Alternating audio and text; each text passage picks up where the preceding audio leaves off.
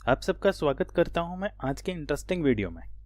मैं Kuldeep Birwal, lecturer in commerce, government model Sanskriti senior secondary school Kalayat district Kaithal.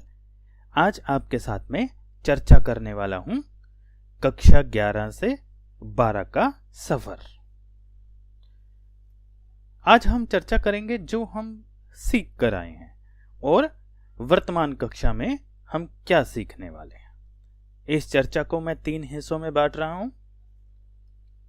अब तक हमने 11वीं कक्षा में काफी सारे चैप्टर्स पढ़े जिसने कि हमारा माइंड जो है वो बिजनेस माइंड बनाने में हमारी मदद की। एक प्रकार से कहें तो एक प्लेटफॉर्म सा तैयार किया कि हम कॉमर्स स्ट्रीम के अंदर आगे चलकर क्या क्या चीजें हम सीखने वाले हैं और किस प्रकार की वो चीजें रहेंगी।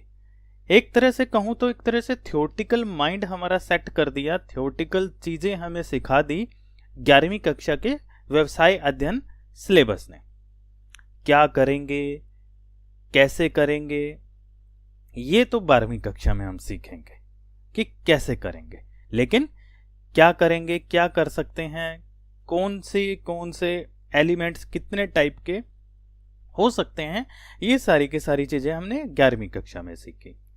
जबकि 12वीं कक्षा में अब हम आ चुके हैं तो यहां पर हम बिजनेस जो हमने कंसेप्ट जो हमने सीखा 11वीं कक्षा में, अब उसको ग्रो करना है, उस बिजनेस को रन करके देखना है। एक तरह से कहूं तो प्रैक्टिकली माइंड सेटअप हमारा 12वीं कक्षा में व्यवसाय अध्ययन विषय की पुस्तक करेगी। तो चलिए शुरू कर लेते हैं आज के इंटरेस्टिंग वीडियो, कक्षा 11 से कक्षा 12 तक का हमारा सफर।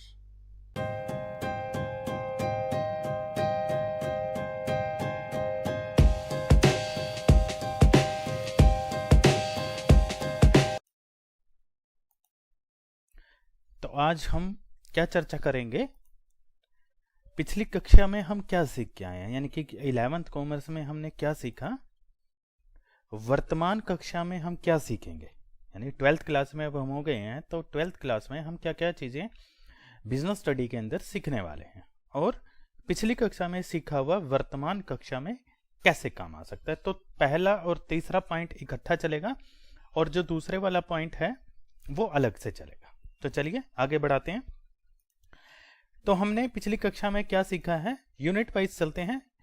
पहली यूनिट के अंदर पहला चैप्टर हमने पढ़ा था व्यवसाय एक परिचय, यानी बिजनेस एंड इंट्रोडक्शन। उसके अंदर हमने जाना था कि व्यवसाय एक ऐसी आर्थिक क्रिया है जो निरंतर यानी लगातार वस्तुओं और सेवाओं का उत्पादन और विक्रय से लाभ कमाने के उद्देश्य से की जाती है। ठीक है, लगातार चलनी चाहिए और उद्देश्य लाभ कमाना होना चाहिए। ये हमने पहले चैप्टर के अंदर की बिजनेस क्या होता है, इस तरह के कंसेप्ट जो है वो हमने समझने का प्रयास किया ताकि हमारा माइंड, जो हमने कॉमर्स स्ट्रीम ले ली है, हमारा माइंड थोड़ा सा बिजनेस माइंड होना शुरू हो जाए।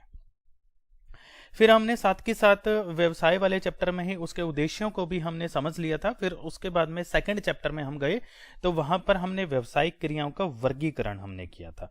वहां पर हमने उद्योग क्या होते हैं, वाणिज्य हम किसे कहते हैं और व्यापार को हमने समझा था। तो एक तरह से हमने 3 हिस्सों में इसका वर्गीकरण हमने व्यवसायिक क्रियाओं का जो है वो हमने किया और उनको डिटेल में समझने का प्रयास किया। फिर उसके बाद में हमारा इस यूनिट का आखिरी चैप्टर था व्यवसायिक जोखिम, यानी बिजनेस रिस्क। लास्ट ईयर बच्चों कुछ चैप्टर जो है वो हटा दिए गए थे क्योंकि हमारे पास उतना समय नहीं था पढ़ने के लिए कि हम सारे के सारे टॉपिक्स को हम पढ़ सकें। लेकिन इस वाली वीडियो में मैं थोड़ा सा उनके बारे में ब्रीफ सा बता दूंगा। तो व्यवसायिक जोखिम, बिना जोखिम उठाए तो प्रॉफिट नहीं कमाया जा सकता, कॉमर्स के अंदर बड़ी ही पॉपुलर बात है। तो अंतिम पाठ में हमने व्यवसायिक जोखिम को हमने समझा और व्यवसायिक जोखिमों के कारण को भी समझने का प्रयास किया। 12वीं कक्षा में हम व्यवसायिक वातावरण नामक टॉपिक के ऊपर और अधिक चर्चा करेंगे और वहां इस व्यवसायिक जोखिम को हम ऐसे एनवायरनमेंट में क्रिएट करने की कोशिश करेंगे जहां पर हम कम जोखिम उठाते हुए अत्यधिक लाभ कमा सकें। फिर हमारी सेकेंड यूनिट शुरू हुई थी और सेकेंड यूनिट में हमने जो चैप्टर पढ़ा था वो था व्यवसायिक संगठन के प्रारूप, यानी कि किस किस प्रकार के व्यवसायिक संगठन हो सकते हैं। उसमें हमने मुख्य रूप से चर्चा की थी एकाकी स्वामित्व की। एकाकी स्वामित्व का मतलब बच्चों क्या था? जहां पर व्यवसाय का स्वामी एक व्यक्ति है, ठीक है, इसीलिए उसका नाम हमने एकाकी स्वामित्व रखा है। एक ही व्यक्ति व्यवसाय को रन करता है, चलाता है, वही सारा जोखिम वही उठाता है, लॉस होता है तो भी उसी का होता है और लाभ होता है तो कोई हिस्सेदार नहीं होता, वही अकेला व्यक्ति उस व्यवसाय का स्वामी होने के कारण पूरा लाभ लेता है। फिर साथ ही साथ हमने संयुक्त हिंदू परिवार व्यवसाय की भी चर्चा की, जिसमें पूरा परिवार मिलकर व्यवसाय चलाता है। जो परिवार का मुखिया होता है वो व्यवसाय का स्वामी के रूप में होता है, जोखिम उठाना उसकी जिम्मेवारी रहती है, और जब तक वो रहता है तब तक बाकी सदस्य जो है वो कम जोखिम के भागीदार रहते हैं, और पूरा परिवार मिलकर एक तरह से पैतृक व्यवसाय के रूप में व्यवसाय को चलाता है।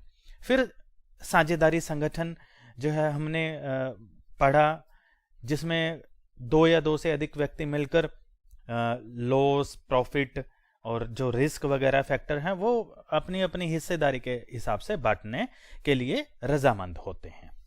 फिर उसके बाद में हमने पढ़ा था सहकारी समितियां भी हमने पढ़ी, और कंपनी संगठन भी हमने पढ़ा, जहां पर कंपनी जो है वो शेयर्स इशू करती है, डिवेंचर्स इशू करती है, जिसका +2 क्लास में हम बहुत ही ज़्यादा डिटेल में अकाउंटेंसी में भी और बिजनेस स्टडी में भी हम कंपनी के बारे में पढ़ने वाले हैं।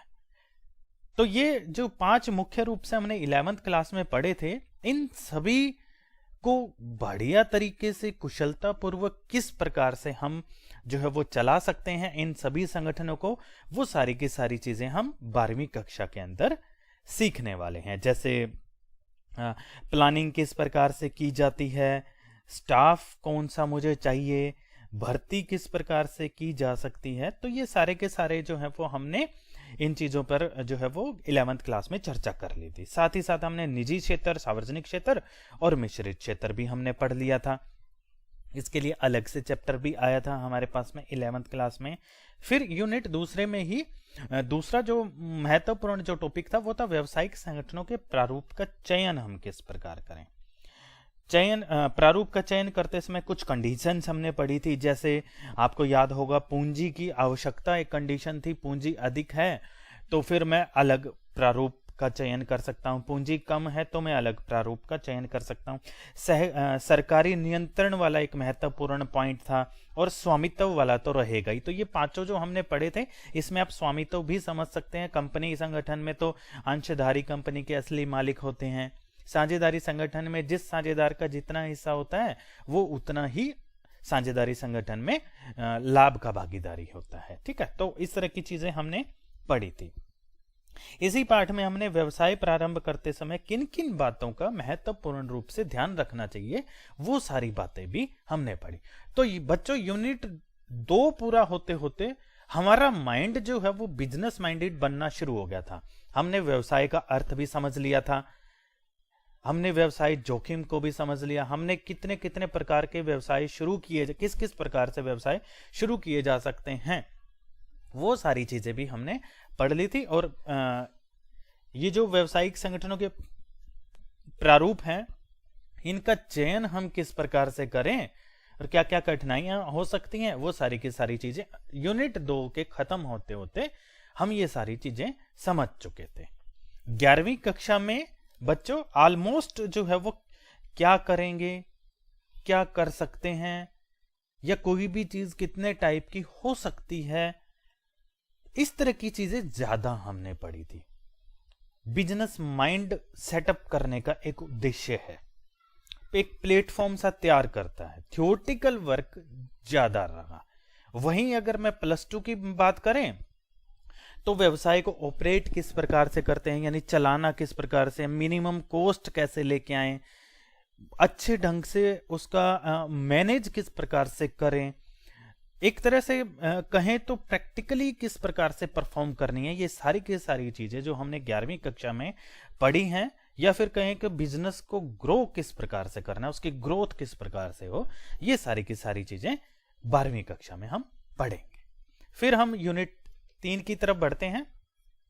तो यूनिट 3 के अंदर जो चैप्टर आए थे वो आया था सार्वजनिक क्षेत्र और निजी क्षेत्र यानी प्राइवेट सेक्टर और पब्लिक सेक्टर। हमने निजी क्षेत्र और सार्वजनिक क्षेत्र को विस्तार रूप से जाना था यहां पर। अब तक तो आप समझ चुके होंगे कि निजी व्यक्तियों या समूहों के स्वामित्व वाले व्यवसाय निजी कहलाते हैं, जबकि राजकीय स्वामित्व वाले व्यवसाय सार्वजनिक क्षेत्र के व्यवसाय के क्षेत्र में आते हैं। 12वीं कक्षा में इन व्यवसायों को कैसे कुशलतापूर्वक चलाना है, पंजीकृत कैसे किया जाता है किसी भी व्यवसाय को, इत्यादि के बारे में हम चर्चा करने वाले हैं। फिर यूनिट 3 के अंदर ही जो हमारा दूसरा महत्वपूर्ण जो पार्ट था वो था बहुराष्ट्रीय कंपनियां और संयुक्त साहस। बहुराष्ट्रीय कंपनियां क्या होती हैं बच्चों? जो अपने देश के अलावा किसी और दूसरे एक या एक से अधिक देशों में भी व्यवसाय करती हैं, वो बहुराष्ट्रीय कंपनियां होती हैं। जैसे कि टाटा जो है वो अपनी गाड़ियां इंडिया में भी बेचती है और बाहर के देशों में भी बेचती है। या फिर मैं कहूं तो आपने कोल्ड ड्रिंक जरूर पी होगी, पेप्सी या कोका कोला, कोक वगैरह जो पी हैं, ये क्या है? ये कंपनियां अपने देश में तो इस प्रोडक्ट को बेच ही रही हैं, साथ ही साथ दूसरे देशों में भी इसको बेच रही। तो इस प्रकार की कंपनियां बहुराष्ट्रीय कंपनियां कहलाती हैं। इस प्रकार की कंपनियों को बड़ी मात्रा में पूंजी की आवश्यकता होती है। फिर हमने संयुक्त साहस भी पढ़ा था, ज्वाइंट वेंचर भी पढ़ा था। हमने इस चैप्टर में ये जाना था कि ये किस प्रकार से साझेदारी संगठन से अलग है। ठीक है, तो 3 यूनिट पूरी होते होते हमने काफी सारी चीजें बिजनेस से रिलेटेड जो है वो पढ़ ली थी। फिर हमने चौथी यूनिट में आए और वहां पर व्यवसायिक सेवाएं यानी बिजनेस को चलाने के लिए किस किस प्रकार की सेवाएं हमारे लिए उपलब्ध हैं, उनके बारे में हमने चर्चा की थी। जैसे कि आपको याद आ जाएगा, जैसे कि बैंकिंग के बारे में हमने डिटेल में हमने पढ़ा था कि बैंक जो है हमारे बचत के पैसे जमा करने का काम करता है और जरूरत पड़ने पर लोन देने का भी काम करता है। व्यवसाय में तो बैंक से बहुत सारी डीलिंग चलती रहती है। आजकल की अगर हम बात करें तो इंटरनेट बैंकिंग, मोबाइल बैंकिंग की आ जाने से बहुत सारी चीजें जो है वो हमारी सरल हो गई हैं। व्यवसाय को ओवरड्राफ्टिंग की सुविधा बहुत अधिक मात्रा में पड़ती है ताकि प्रोडक्शन ना रुके, और माल भी उठाना होता है उसको बहुत सारा। तो बैंकिंग जो हमारी सर्विसेज हैं वो हमारे व्यवसाय को चलाने में बहुत सहायता करती हैं। फिर बीमा, हमने जोखिम वाला पार्ट पढ़ा था पहले यूनिट में। तो बीमा जो है उस जोखिम को कम करने के काम आता है। इंश्योरेंस कंपनियां हमारे से थोड़ा सा मुआवजा लेकर और हमारे जोखिम को अपने ऊपर ले लेती हैं, अपने सहन करने, अपने लिए उनको ले लेती हैं। बहुत सारे लोग बीमा करवाते हैं, अगर किसी को जोखिम हो जाता है तो वहां पर बीमा कंपनी उस जोखिम के लिए मुआवजा देती है। फिर उसके बाद हमने पढ़ा था संदेशवाहन, कम्युनिकेशन अगर परफेक्ट हो तो व्यवसाय करना आसान हो जाता है। आप लोगों ने भी देखा होगा, आप दुकान पर जाते हैं सामान वगैरह खरीदने, तो जो दुकानदार हमसे अच्छे प्रकार से बात करता है, मीठा बोलता है, हम उस दुकान पर बार बार जाना पसंद करते हैं। तो इस प्रकार की चीजें हमने पढ़ी थी। और फिर उसके बाद में हमने संग्रहण के बारे में भी पढ़ा था। सबसे व्यवसाय के अंदर सबसे महत्वपूर्ण चीज होती है समय, कि चीज समय पर मिल जाए तो उससे बढ़िया कुछ नहीं है, क्योंकि कस्टमर तक समय पर चीज पहुंचने से ही वो चीज जो है वो बहुत ज्यादा मात्रा में बिक सकती है, अच्छे प्रॉफिट मार्जिन में बिक सकती है। तो संग्रहण उसमें बड़ा अच्छा काम करता है। हम एडवांस में चीजें बनाकर वहां पर स्टॉक के रूप में रख सकते हैं। इसके बारे में भी हमने 11वीं कक्षा में पूरा का पूरा डिटेल में पढ़ा था। हमने यातायात ट्रांसपोर्ट के बारे में भी जाना कि व्यावसायिक सेवाओं में महत्वपूर्ण है ट्रांसपोर्ट, क्योंकि सामान को इधर से उधर ले जाने के लिए तो हमें ट्रांसपोर्ट की आवश्यकता पड़ेगी। तो ये पांचों के पांचों हमने थ्योरेटिकल रूप से जान लिए। +2 में आकर हम इन सारी चीजों का प्रैक्टिकली किस प्रकार से हम प्रयोग करने वाले हैं, या हमारे व्यवसाय में कैसे कैसे इन चारों पांचों चीजों का कैसे प्रैक्टिकली हम यूज करेंगे, अच्छे प्रकार से यूज करेंगे, वो हमें 12वीं कक्षा में सीखने को मिलेगा। यूनिट नंबर 5 की अगर मैं बात कर लूं तो 5 में हमने ई बिजनेस के रूप में जाना। पिछले कुछ सालों से इलेक्ट्रॉनिक बिजनेस, इलेक्ट्रॉनिक बैंकिंग, ई बैंकिंग, ये सारे कंसेप्ट जो है बहुत तेजी से जो है वो फैले हैं। फिर जैसे कि कहें तो जैसे ऑनलाइन हम शॉपिंग करते हैं, आजकल सेलिंग परचेजिंग ऑनलाइन हो गई है। अमेजन आपने सुना होगा, फ्लिपकार्ट आपने सुना होगा। ये कुछ ऐसे मैंने दो एग्जांपल दिए हैं जो ऑनलाइन बिजनेस में बड़ा जबरदस्त जो है वो काम कर रहे हैं। तो हमने उसके डिटेल में पढ़ा था, +2 में जाकर हम इसको प्रैक्टिकली करना सीखेंगे। फिर इसके साथ साथ सेवाओं का बाह्यकरण, आउटसोर्सिंग ऑफ सर्विस। आप सब समझ गए थे कि सारा का सारा व्यवसाय के अंदर आने वाली चीजें, जिसमें सर्विसेज भी शामिल हैं, जिसमें रॉ मटेरियल भी शामिल है, वो सारा जरूरी नहीं है कि जब हम व्यवसाय शुरू करें वो सारे के सारे काम हम अपनी तरफ से करें। मान लीजिए हम शू फैक्ट्री लगाते हैं, जूता बनाने की फैक्ट्री लगाते हैं, तो ऐसा जरूरी नहीं है कि रॉ मटेरियल भी मैं ही प्रोड्यूस करूं, फिर फाइनल प्रोडक्ट भी मैं प्रोड्यूस करूं, फिर ट्रांसपोर्ट की फैसिलिटी भी मेरी खुद की हो, फिर मार्केटिंग की फैसिलिटी भी मेरी खुद की हो। ऐसा बड़ी पूंजी होने पर तो किया जा सकता है, लेकिन कम मात्रा में पूंजी होने पर हम क्या करते हैं, इस तरह की सुविधाएं बाहर से ले लेते हैं। मार्केटिंग वाला मैंने चर्चा किया, +2 के अंदर पूरा का पूरा एक बड़ा पोर्शन जो है मार्केटिंग का है, जिसमें मार्केटिंग मिक्स, पर्सनल सेलिंग वगैरह, ये कुछ ऐसे टॉपिक हैं जो बहुत ही इंटरेस्टिंग है, और वहां हम सीखेंगे कि कैसे हम प्रोडक्ट को आसानी से मार्केट में बेच सकते हैं। फिर छठी यूनिट पे आ जाते हैं। छठी यूनिट के अंदर हमने क्या सीखा था, व्यवसाय का सामाजिक उत्तरदायित्व क्या रहता है और व्यवसायिक नीति शास्त्र क्या होता है। इस चैप्टर में हमने 11वीं कक्षा में सीखा कि व्यवसाय के सामाजिक उत्तरदायित्व क्या क्या हो सकते हैं। उसको ऐसे प्रोडक्ट समाज के लिए बनाने चाहिए जो जनता के लिए उपयोगी हो, प्रदूषण वगैरह कम फैलाना चाहिए, कस्टमर के साथ धोखाधड़ी वगैरह नहीं करनी चाहिए। इस प्रकार के नीति शास्त्रों की हमने बात की थी। तो यहां पर हमने ये बताया था कि क्या क्या व्यवसाय के सामाजिक उद्देश्य होते हैं। तो +2 में जब हम जाएंगे तो वहां पर 2-3 ऐसे बढ़िया से टॉपिक आएंगे, जैसे कि कंज्यूमर प्रोटेक्शन एक्ट, जहां हम सीखेंगे कि अगर हमारे साथ कोई धोखा हो जाता है तो हम किस प्रकार से उस धोखे से जो है बच सकते हैं या फिर न्याय की डिमांड कर सकते हैं। साथ के साथ हमने सामाजिक नैतिकता की यहाँ बात की थी, सामाजिक आवश्यकता की हमने बात की, सामाजिक उत्तरदायित्व के पक्ष और विपक्ष के बारे में भी हमने यहाँ पर चर्चा की थी। साथ ही साथ कुछ महत्वपूर्ण पॉइंट्स भी इसमें आए थे, जैसे कि पर्यावरण संरक्षण के ऊपर हमने काफी चर्चा की, प्रदूषण नियंत्रण के ऊपर हमने चर्चा की, व्यवसाय नैतिकता के अंदर हमने प्रोडक्ट के स्टैंडर्ड की हमने बात की कि सोसाइटी के अंदर किस स्टैंडर्ड का प्रोडक्ट जो है वो जाना चाहिए। इसके अलावा इसी पार्ट के अंदर सामाजिक उत्तरदायित्व, इसी पार्ट के अंदर हमने अंशधारियों के उत्तरदायित्व के बारे में भी बात की कि व्यवसाय का अंशधारियों के प्रति क्या उत्तरदायित्व होता है, स्वामी के प्रति क्या उत्तरदायित्व होता है। +2 के अंदर हम जानेंगे कि अंशधारी वाकई ही कंपनी के जो है वो मालिक होते हैं। फिर जो उपभोक्ता होते हैं, जिनके लिए प्रोडक्ट बनाया जाता है व्यवसाय के द्वारा, जिसके लिए सेवाएं व्यवसाय देता है, मेन क्या है वो कस्टमर, ग्राहक, उसके प्रति जो है वो व्यवसाय के उद्देश्य क्या बनते हैं। मेन तो वही है कि उसको उस क्वालिटी का प्रोडक्ट दिया जाए जैसे कि उस प्रोडक्ट की कीमत रखी गई है, साथ ही साथ उसको किसी भी प्रकार के भ्रामक एडवर्टीजमेंट्स वगैरह या डिटेल्स वगैरह ना दी जाए, मतलब धोखे में रखकर उसको प्रोडक्ट ना बेचा जाए। ये भी महत्वपूर्ण हमने चीज पढ़ी थी। फिर कर्मचारियों के प्रति व्यवसाय के क्या उत्तरदायित्व हैं, क्योंकि कर्मचारी ही तो प्रोडक्ट का निर्माण करेंगे, लोगों की जो है वो कस्टमर की सेवा भाव जो है वो कर्मचारियों में ही जो है वो व्यवसाय को पैदा करनी होगी। उनके हितों का भी एक उत्तरदायित्व बनता है व्यवसाय का पूरा ध्यान रखने का। वर्किंग आवर्स के ऊपर जो है हमने बात की, उनकी सैलरी कितनी होनी चाहिए, उनकी क्वालिफिकेशन के हिसाब से, तो वो सारी चर्चाएं हमने इस चैप्टर में की थी। फिर सरकार के प्रति जो है व्यवसाय का क्या उत्तरदायित्व बनता है, समय पर टैक्स वगैरह जो भी बनता है वो समय पर दे और सही प्रकार के अपने खातों की सूचनाएं भी सरकार को दे। और समाज के प्रति व्यवसाय का क्या उत्तरदायित्व बनता है, प्रदूषण वगैरह, पर्यावरण संरक्षण, समाज के लिए समय समय पर कुछ समाज से जुड़ी हुई चीजें ऑर्गेनाइज करते रहना भी एक व्यवसाय का सामाजिक उद्देश्य बनता है।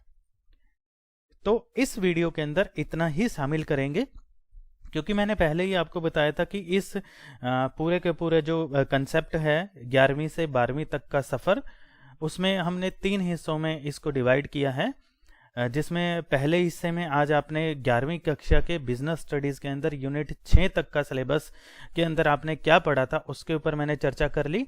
दूसरे पार्ट में भी 11वीं की अगली आने वाली 6 यूनिट्स के ऊपर चर्चा करेंगे और फिर तीसरा जो भाग रहेगा उसमें हम 12वीं कक्षा में व्यवसाय अध्ययन विषय के अंदर क्या क्या चीजें पढ़ने वाले हैं उनके ऊपर हम विस्तार से चर्चा करेंगे। तो उम्मीद करता हूं आप सबने वीडियो ध्यान से देखी होगी और सुनी होगी। आप सबका हार्दिक धन्यवाद।